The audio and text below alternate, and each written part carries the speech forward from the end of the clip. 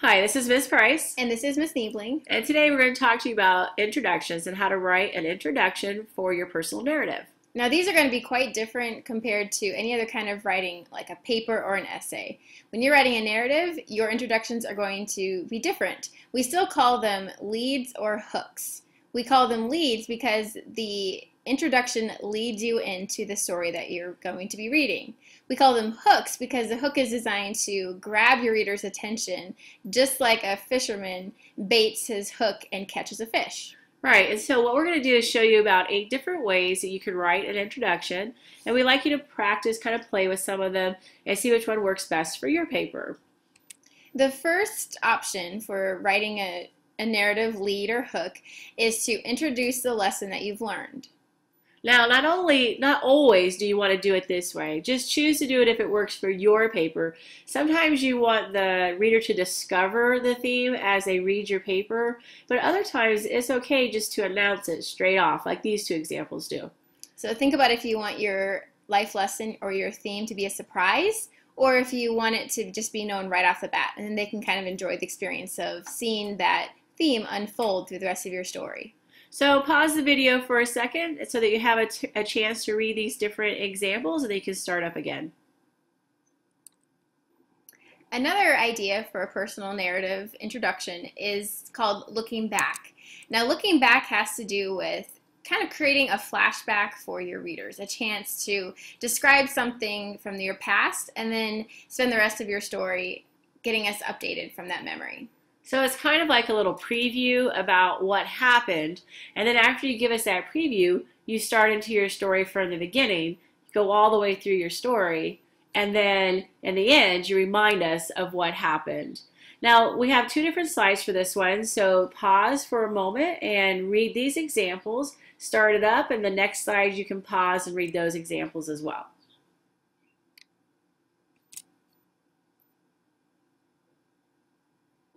Another way to write an introduction for your personal narrative is what's called painting a picture or setting a scene. And this option is where you are trying to describe the setting of your story for your reader, really giving us a chance to imagine what you are writing, to visualize it. So this is where you are choosing a setting and really making it visible to the reader. And you want to choose this one when the setting is important to your story, where where your story actually took place is really important for us to understand you as the character or your theme or the action, the conflict. So take a minute right now and look through these different examples of this option. There's a second slide, so just be sure to pause this for a moment and then go ahead and look at the second set of examples.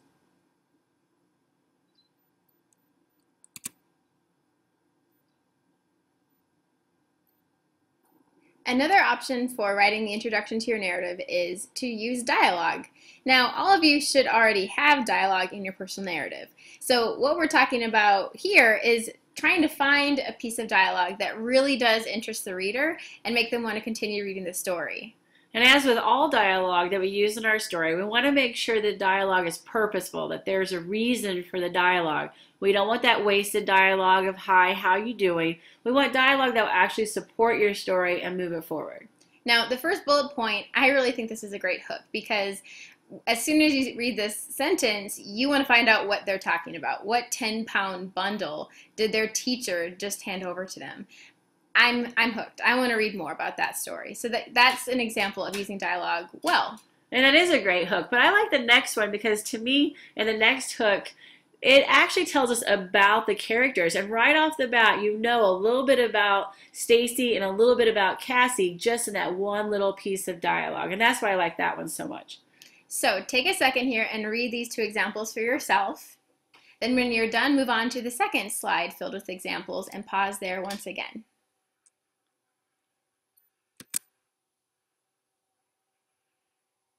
Telling about a character's feelings is also another great way to introduce your narrative. Now remember that emotions are the things that connect us to writers because that's what readers and writers have in common, emotions. And so this can be a really powerful one, especially if your narrative it revolves around a lot of emotions in your story. Or even just strong emotions. If you are feeling something very strong in your story, then yeah, this is a great one to start with. Also, this is a good opportunity for expanded moment, even though in our two examples here, these are not expanded moment examples, but we can stop here in our introduction and have an expanded moment. And remember, that's where you zoom in on what your character is feeling and really expand it out and really give us some good examples of what's going on in that little moment with that emotion. So take a look at these examples. Think about the expanded moments that you might already have in your story, and think about if we could use that as a hook in your story. Another way to introduce your narrative is by giving the reader some background knowledge about you or the content of your story.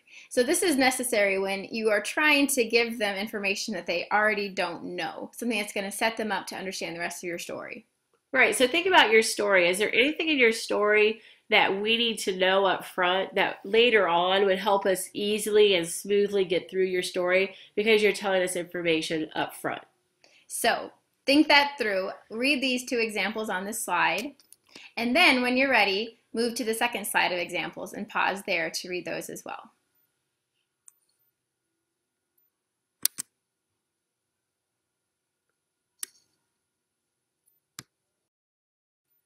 Describing important characteristics of you or any other important character in your story is another way to start a personal narrative.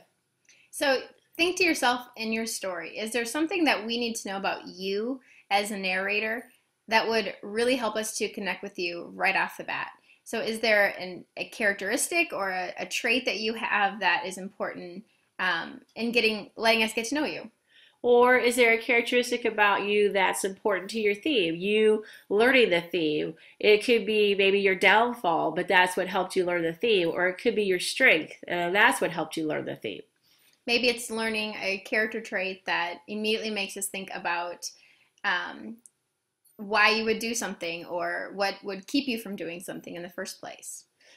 So if you look at these examples on this slide and kind of read through them and figure out what the characteristics are, pause for a little while, then when you're ready, move on to the next slide and see a few more examples.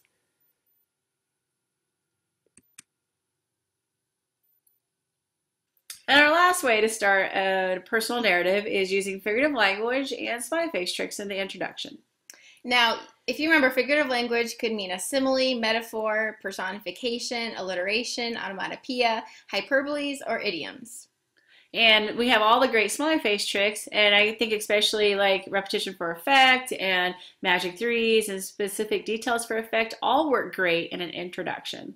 Definitely. So think about if there's a way you can set up your story with something interesting for the reader to think about or to visualize. That's exactly when smiley face tricks should be used. And this is a great example by Mrs. Lynn because she has an extended metaphor here, as well as some other smiley face tricks mixed in with it.